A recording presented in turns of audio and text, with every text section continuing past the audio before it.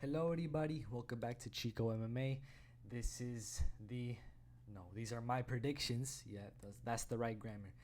These are my predictions for JMX versus Le'Veon Bell, the entire card Misfits Series 6. I'm going to be going over every fight from the first fight all the way to the main event, giving you my predictions, who I think is going to win, and why I think they will take the fight. A lot of good fights on this card. A lot of up and coming guys, a lot of debuting guys. Also, a couple of fighters that have already fought in Misfits boxing. This is definitely one of those cards that is there to deepen the roster. I talked about this in my Misfits Series 6.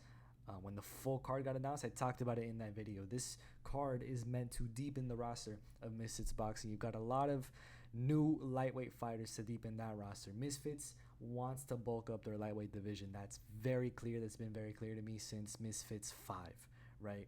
And then you've got the heavyweights now. Heavyweight has been a pretty shallow roster as well. And we've got a lot of heavyweights on this card. We've got two or three heavyweight fights on this card. We've got a cruiserweight main event, got a light heavyweight co-main event. So it's just a very nice shaped card here. A lot of people were criticizing this card for not being stacked enough, but in my opinion, it's a very nicely stacked card, and I think it's just gonna. I just expect action. I just expect entertainment, and I don't know what it is about this card, but there's just something about it, man. Like, I haven't been this hyped up for a card since Misfits Series 3, and that's nothing against Misfits 4 or 5 because those are really nicely stacked cards. But something about this one, and this is easily like the least stacked card out of those four that I just mentioned, but I don't know what it is, man. I just feel something coming out of this card. But anyways, we're gonna get into the predictions all the way from the first fight to the main event. Starting from the first fight, we've got Fangs versus Alaena Vampira.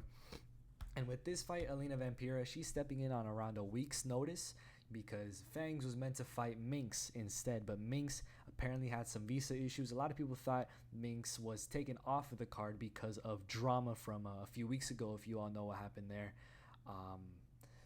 Yeah, I don't really want to go into it here. You can go look it up if you want, but there was a whole drama regarding his streamers. I don't know, Twitch streamers. Actually, I do know. I'd rather not get into it. A lot of people thought she was taken off the card because of that drama and what had happened there and how it affected her reputation.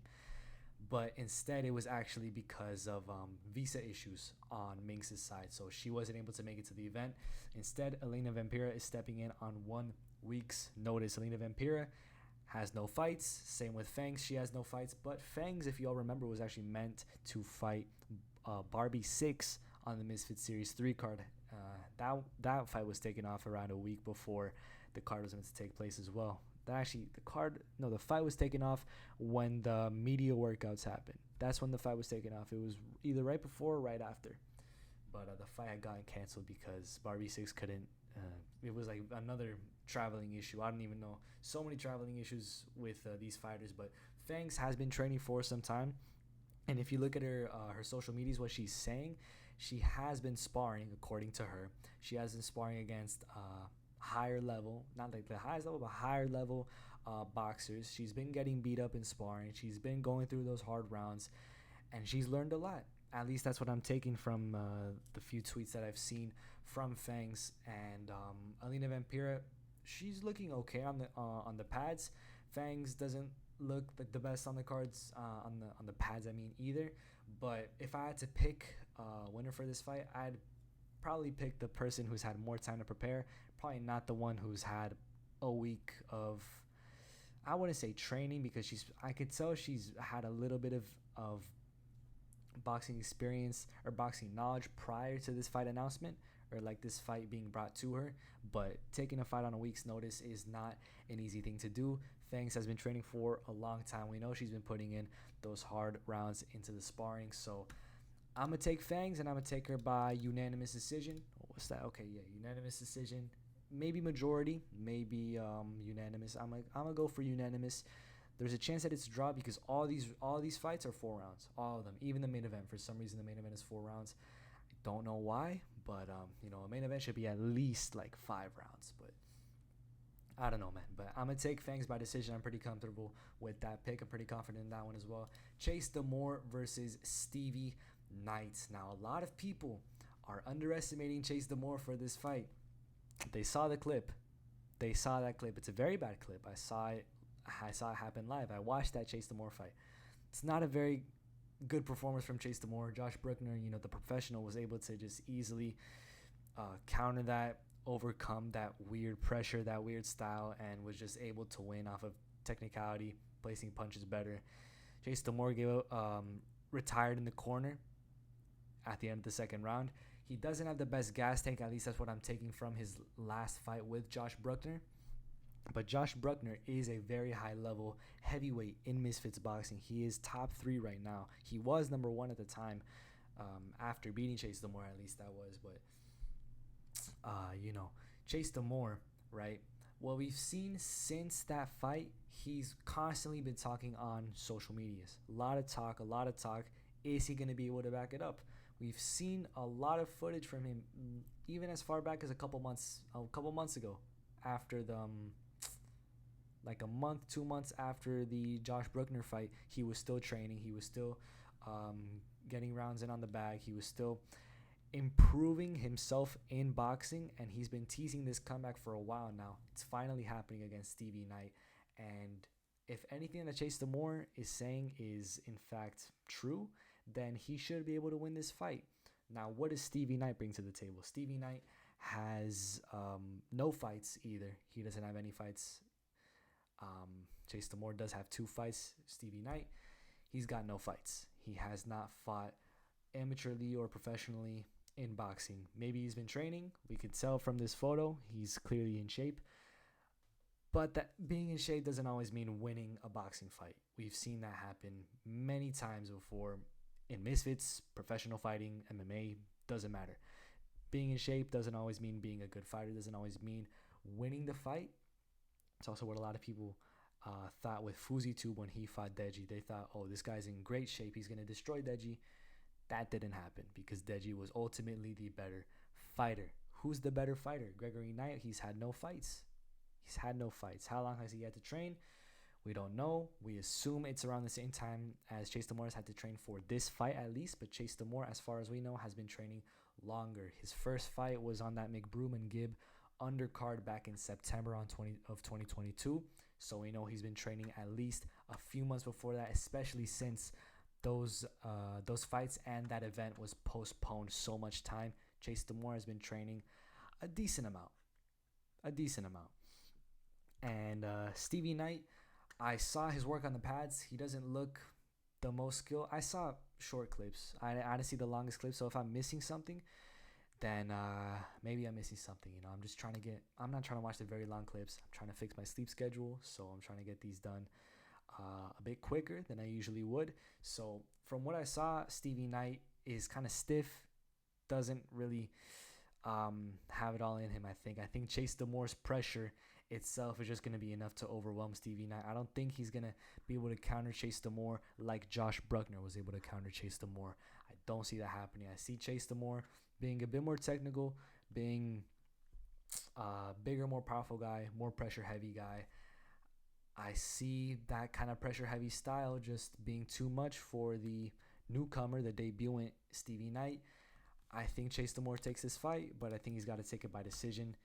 I don't think too much damage is going to be caused to either fighter to the point where one of them is going to either get knocked out or have to retire in the corner, but it's definitely going to be a slugfest, especially at the end when both of these guys inevitably gas out. But I think Chase Demoor is going to be able to take this fight by decision. If not, it might be a draw. Again, because it's 4 rounds, so a draw is very much possible. But we're going to move on to Kimbo Slice Jr. versus OJ Rose. Yeah, that's his name. That's how you say it. Rose. It's not Rose. Kimbo Slice Jr. obviously is the son of the street fighting legend Kimbo Slice, MMA legend Kimbo Slice, going up against OJ Rose, who again has no fights. He's a debutant. Now the difference between Kimbo Slice Jr. and, for example, Chase Demoor is that Kimbo Slice Jr. is much more experienced in fighting. He's been fighting way more years, training way more. He's had a lot of MMA fights. He's 3-3 in his MMA career, and I'm pretty sure he's at a boxing fight as well. So this isn't his like debut or anything. Not even in boxing. He's been training combat sports for some time. We've seen his pad work. He looks very nice. He looks like a professional on his pad work. I mean, it makes sense because he's a professional fighter. He is a striker. He's been training mainly. That's how he gets his fights done in MMA. And that's going to translate somewhat well into boxing, especially if you're fighting against a guy who's debuting, you know. I just don't see this fight going to Rose's. Kimbo Slice Jr. is much more experienced in combat sports. He should be the better striker. He should be the better fighter overall. He should be more prepared for anything that OJ Rose tries to bring to him. He should have the more clean technical shots. He should be able to land better. He might even knock Rose out. He truly might. And you know what? I might actually have to change my pick because he might knock Rose out. Let me look once again at Kimbo Slice's just MMA record, boxing record. Let's see. He's got 1 win by knockout, 2 wins by submission. So I lied. He's actually pretty good on the ground. He got those wins in Bellator, actually. Yeah, he did pretty good for himself in Bellator. That's where he fought mainly. He went 3-3 in Bellator. That's where he spent his whole career. His whole MMA career was in Bellator. And yeah, he's been fighting since 2016. Most likely been training way before that. He's been knocked out before. He's been submitted before, and he's lost a decision before as well. He's never won a decision in his MMA career. Who has he knocked out? He knocked out a debuting guy in DJ Griffin, who has not fought since. Yeah, he hasn't fought since he got knocked out by Kimbo Slice. So there's not a lot we can take from that. The way I see it, there's no submissions in boxing. So if he's... That's the thing. DJ Griffin did have amateur experience, though, but he did get finished early on. You know what? I'm going to say Kimbo Slice Jr. for sure. Kimbo Slice Jr. is obviously the pick, but I'm going to say he gets it done by knockout, by some kind of finish. I'm going to say in the 3rd round. I think just the pressure is going to accumulate. It's going to be too much. I think Kimbo Slice Jr. is just much better. It's going to be too much for the debuting OJ Rose. He might have to retire in the corner. His corner might throw in the towel. He might get just sat down and choose not to get up. Who knows? I'm going to say Ferguson Jr. Kimbo Slice Jr. by a finish in the 3rd round. Now we're entering into the top 5 fights. The first 5 fights of the night, or the last 5 fights of the night. The UFC is kind of like the main card, so that's how I'm treating this. Malcolm Minikon versus Jake the Viking. Malcolm Minikon, much more experienced in terms of YouTube boxing. He's had 3 fights total. He's won 2 of them. He lost 1 of them, which was his debut against Arms Corleone, which should have been a draw, in my opinion. It was much closer to a draw than, anybody winning, especially since it was, again, 4 rounds. I kind of had it 2-2. Couldn't really give it to one or the other, but they gave it to Arms Corleone because he was just the big muscle guy, Malcolm Minikon, the kind of skinny fat guy at the time, almost beat the jacked, absolutely muscled up Arms Corleone. And since then, I've just kind of been waiting for Minikon to make his comeback fight. He did against, I'm pretty sure it was Swaggy P. Yeah, Nick Young. And he got that fight. It was I'm pretty sure it was on short notice. He did well. Next fight was on Misfits Series 3 against Nick Joseph. Didn't do super well in that fight. I wasn't very impressed with his performance, but he got it done. He got the win, and now he's fighting Jake the Viking. Jake the Viking, I think, will be better than Nick Joseph, which is a problem for Malcolm Minikon, but Minikon has been improving since then. His technique is much better. He's a bit faster. He's a bit more confident in his shots. I can tell he's just all around a bit of a better fighter than he was against Nick Joseph. Jake the Viking, we don't know how long he's been training, but we know he has experience in football, which, as we know, doesn't always translate well into fighting. But we know that he's a tough guy, strong guy. He's been hit with heavy shots with, granted, lots of protection, but it's football. And the way I see this fight is for some reason, I just feel like Jake the Viking will be just a bit tougher than Minikon, which is going to play a big part in this fight. It's why I was not very certain on who I was going to pick to win this fight. Minikon is much more experienced. He's going to be the better boxer. He's the smaller guy, but he's going to have more technique. He's going to be landing more shots. And if he's improved at all in his footwork or in his defense, he will be able to avoid shots better as well. As long as Minikon is improving, which is what I'm seeing happen in his training and in his footage, he should be able to win this fight. But I don't think he'll be able to knock Jake out. I'm going to take Minikon, and I'm going to take him by decision. I think that's a safe pick. I see Jake gassing out early, and then Minikon gassing out right after. And then after that, it's just a slugfest in the last round all the way to a decision where Minikon wins likely 3-1 or even 4-0 in terms of rounds. So Minikon by decision, by unanimous decision. That's my pick for this fight here. We're going to move on to Uncle Pizza versus YuddyGangTV. Now with this fight, these are two very skilled boxers. They have nice technique. If you saw their pad work, they have pretty good technique. These are their debut fights, but we've seen Uncle Pizza fight before.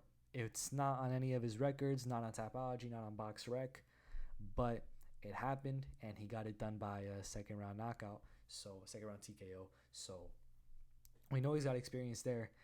YuddyGangTV, he said in the press conference, I don't know if he said that he's been boxing since he was 9 years old or he was boxing for 9 years. Something like that. But 9 years old, 9 years, still regardless, whichever one you pick, that's still a long time boxing. And you can tell in his pad work that he does have experience boxing. He knows basic striking fundamentals. He's been trained before. He looks good enough on the pads to where you can tell, like, yeah, this guy's practiced boxing before for sure. Same with Uncle Pizza. In terms of who I think looks more impressive on the pads, I'd probably go with YuddyGangTV. In terms of who I would want to win the fight, obviously Uncle Pizza. Who do I think is going to win the fight? It's a close fight. This is definitely the closest fight to pick out of the entire card. For sure, this is the closest fight to pick. But if I had to pick just one guy, it's a hard one to pick because neither of them have any fights. It's really just a game of chance, kind of. Could really go either way. This is just kind of like pick 'em odds, you know? So, you know what? I'm going to go with my heart. I'm going to go with YuddyGangTV. I'm going to take him to win by decision. I just don't know enough about these guys. There's not enough about these guys that has come out. I see one of them winning by knockout for sure. In the second round, I just see that happening. But you know what? I'm going to pick that round 2. Because either one of them, I just feel like they're going to get that knockout. I don't really see this fight going to a decision, even though I'm kind of lost in my picks. So I would pick a decision. One of them is going to get it done. These two don't like each other. They're going to come out aggressive. They're going to come out technical. They're going to come out looking for that knockout. And one of them is going to get it. It's going to be a very fun fight. It might even be fight of the night. Who knows? But we're going to see on the night of the fight. But until then, I'm picking YuddyGangTV. If Uncle Pizza wins, I wouldn't be surprised either. It's a very close fight there. We're going to move on to the featured bout. Walid Sharks versus Ayye. And Walid Sharks is pound for pound one of the more skilled, technical, powerful fighters that we've seen in influencer boxing. He's very young and has been boxing for most of his life.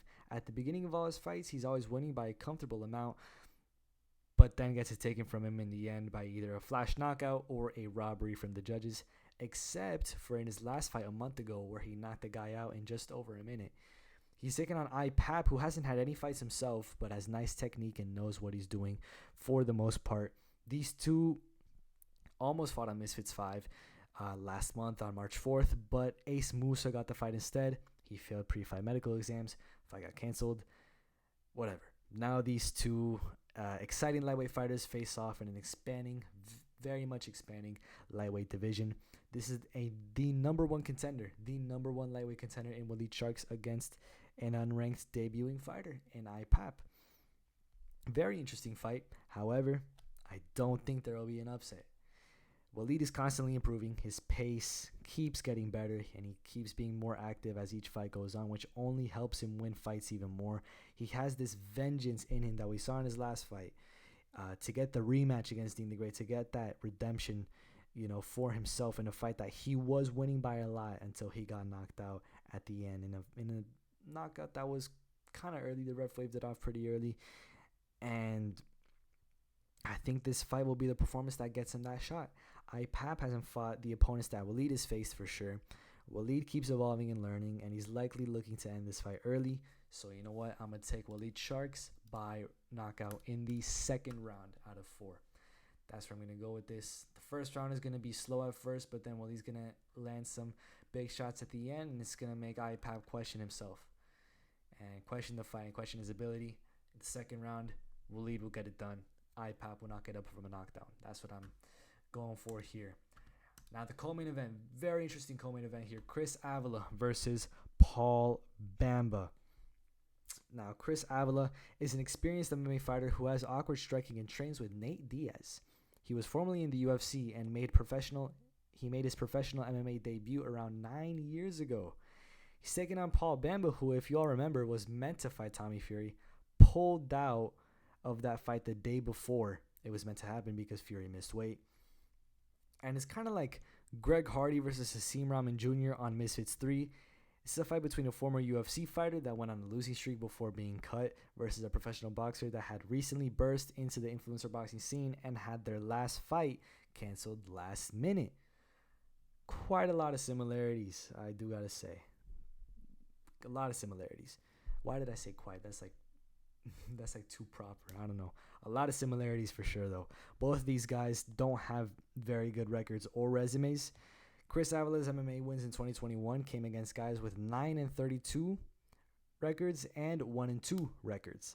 Anytime he fights someone who's okay in MMA, such as Jamal Emmers, who's still in the UFC, Enrique Barzola, or even Artem Lobov, he loses these fights. However, he's had much more success in his pro boxing career with wins over Dr. Mike and even Anthony Taylor, who's ranked in the top 10 in 2 divisions, which is very impressive. Paul Bamba doesn't have a good resume either. With 15 wins, over half of the opponents he's beaten are completely winless to this day.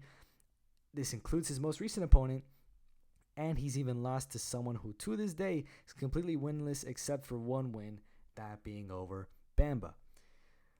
So what we know is both of these guys aren't very high level. They don't have the best resumes, haven't fought the best people. But let's look at their skill sets, right? Chris Avila is an awkward striker who likes to throw looping shots, and his opponent feels it when those shots land. We saw that in the Dr. Mike fight. You can see that in most of Chris Avila's MMA fights. His opponents feel that. He's been training MMA for over 10 years now, and it seems to have translated pretty well into boxing. He has decent power with MMA gloves, but he can't seem to finish a fight when he has them boxing gloves on. There's also the fact that he's only ever knocked out guys with losing records. So there's that. Thing is, he has a very good chin. In 9 years of professional fighting, he's only ever been knocked out. He's never been knocked out. That's what I meant to say. He's never been knocked out. Paul Bamba, on the other hand, has been knocked out by a guy who was 0-4 in pro boxing at the time of that fight. And in fact, the only person that guy has ever knocked out was Paul Bamba. So still, that guy has become completely winless since. He's also lost to another guy who was 4-6 in pro boxing. So why am I bringing numbers up again? Because I just said, so let's just look at skill sets. Why am I bringing numbers up again? I'm doing this because Paul Bamba is losing to the level of fighters that Chris Avila is used to beating. He's used to beating up this level of fighters that Paul Bamba keeps losing to time and time again. That's the point I'm trying to make. On top of the experience, power, level of opposition, training partners, everything is pointing towards Chris Avila to win this fight. Now, Paul Bamba does have much better technique. He does mostly look more skilled in his fights, but the technicality of Bamba won't do him too many favors when Avila is just going to swing heavy shots right back at him. And that chin. He's got that chin on him. Bamba doesn't even have too much power. He won't be able to knock out Chris Avila. And Chris Avila will likely win over the judges by UD. He might even get a knockout. We'll see. Yeah, I wouldn't be surprised if he got the knockout, honestly. But I'm going to go Chris Avila. I'm going to go with Chris Avila by decision. I think this is a pretty common pick. But Avila by decision for sure. My original pick was actually Paul Bamba. But after looking into it more, much, much more, Chris Avila, I think he's just a level above. I think he's a level above of Paul Bamba, and I think he gets this fight done by unanimous decision for sure. Now, the main event, JMX Joel Morris versus Le'Veon Bell. Now with this fight, JMX is a long, tall fighter at a wild 6'5" tall with an 81-inch reach, who also happens to be a top 3 ranked cruiserweight and is undefeated. He's coming off that knockout win over Ginty, where he was knocked down, but it was kind of a slip knockdown. He's taking on Le'Veon Bell, who has only fought against high-level athletes and even a former UFC fighter. He's another tall and long guy. He's got good power, very nice head movement, and is pretty good for someone who entered the influencer boxing scene recently. He's coming off that decision loss to Uriah Hall, where I didn't actually see the fight, and you can't find it anywhere on YouTube. It's just completely gone. So I very sad I didn't get to see the fight. It would have been very useful for me to have seen that fight, but Uriah Hall, according to the judges' scorecards, won every round on every scorecard. So not the best look for Le'Veon Bell there, but it's all good because, you know, Uriah Hall is a very, very experienced, very skilled striker, and Le'Veon Bell had just had one fight prior. So, you know, it's kind of different there. This fight is sort of between a veteran who fought on the first ever YouTube boxing card back in 2018 in JMX versus the newcomer who made his debut 7 months ago in Le'Veon Bell. People will be quick to mention the 4-inch height advantage for JMX as well as the 5-inch reach advantage for JMX as well, and immediately see that Le'Veon Bell might have difficulty getting inside. However, as we saw in JMX's last fight against Ginty, JMX is not very good at maintaining distance. Oftentimes he will get way too close, like not even close, just a bit way too close, way closer than he needs to be, especially for such a tall, lengthy guy, while simultaneously getting countered by shots for not blocking properly, which actually led to him being knocked down in that fight against Ginty. Even though I mentioned it was from a slip, but it was kind of a slip from getting too close on the inside and then trying to get out too quickly. He tripped over himself, over his own feet. You know, that's how you know it's just not very good. The foot placement isn't there. Distance management isn't there. Getting hit and getting stumbled as well. Not even rocked, but just stumbled. Will be very easy to do against a guy like JMX if he does fight like that.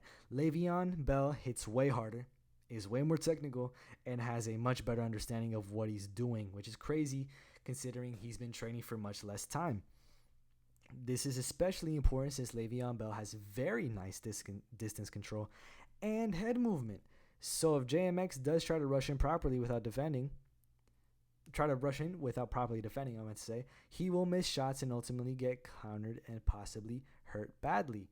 Also, Le'Veon Bell will be able to avoid all these shots very well. He'll be able to avoid most of what JMX has to bring to him. None of it will be powerful enough to put him out. Also, the way I see it, if Le'Veon Bell can survive 4 rounds with a dangerous middleweight striker like Uriah Hall, he will 100% be able to survive anything JMX has to offer. JMX will not finish Le'Veon Bell, but Le'Veon might finish JMX. We saw Le'Veon, how beautifully he countered Adrian Peterson and rocked him so bad that they had to call the fight. We've seen that. And for a guy like JMX who has never been hit with a big shot or fought anyone with power in his career, Le'Veon Bell will be a problem for him. JMX will get hit very hard and he will likely crumble under this pressure. I see Le'Veon Bell getting the better of some of the exchanges. Overall, I think this is a very good matchup for both fighters. It's a very nice number 2 versus number 7. I like this matchup a lot. I like it as a main event. But Le'Veon Bell gets it done. And it will depend on how tough JMX is in this fight, because if it goes to a decision, I don't see Le'Veon Bell winning the judges. I see possibly a draw as well, which is very possible as there are an even number of rounds. And I see JMX maybe winning the first few rounds. Also, the fact that Misfits boxing judges aren't very good. I see Le'Veon Bell possibly getting robbed, but if he performs the way that I expect him to, he should be able to pretty comfortably win. The same way Ashley Raksu beat King Kenny convincingly enough to the point where they just couldn't rob Raksu. They couldn't give the win to Kenny, so Raksu just had to win that fight. let's hope that if Le'Veon does win a decision, that's how he gets it done in order for him to actually get the judge's decision. Le'Veon should win this fight. To win this fight, he will need to finish though. I don't know. I don't know. I think the Misfits boxing judges in the U.S. are they're much better is what I'm trying to say, but because there wasn't any problems with the last one, I'm pretty sure, Misfits Series 3 in the U.S. But it also depends on states, so it's different. But to win this fight, he might need to finish, and I say that finish comes in the third round. Le'Veon Bell by knockout or TKO in the third, maybe the fourth. My original pick was JMX, but I was sleeping on Le'Veon Bell, heavily sleeping on Le'Veon Bell for a long time, and now I'm definitely not. It's very nice that he was put on such a big stage. When I first got found out about this fight happening next, when Misfits Series 5 was happening, I was like, oh, I don't know about that one. Happy for JMX, but does Le'Veon Bell really deserve it? Looking at this guy's fights now, looking at his career, his skill level especially, I think he's probably one of the more skilled guys on this card. And he's just completely changed my mind. I'm picking him. I think he deserves it. I think he's going to be the next star in influencer boxing. I think he's just going to be that guy. JMX, I like him a lot. I think he's very cool. I think it's really cool that he's a veteran as well, what he's done or what he's accomplished in the sport of influencer boxing, or in the sport of boxing. What am I saying? In influencer boxing, it's pretty cool. Also, he's the only influencer boxer to be undefeated in both boxing and MMA, professional MMA, which I think is really cool. JMX is pretty cool. Veteran, respectable guy, likable guy, nice fighter, top level guy, but Le'Veon Bell, he's that guy. I think he's that guy to take JMX's O. I think he's going to be the first loss on JMX's record. And, still, regardless, it's a very fun matchup, but I just see Le'Veon Bell winning. If JMX wins, he'll get a lot of respect from me.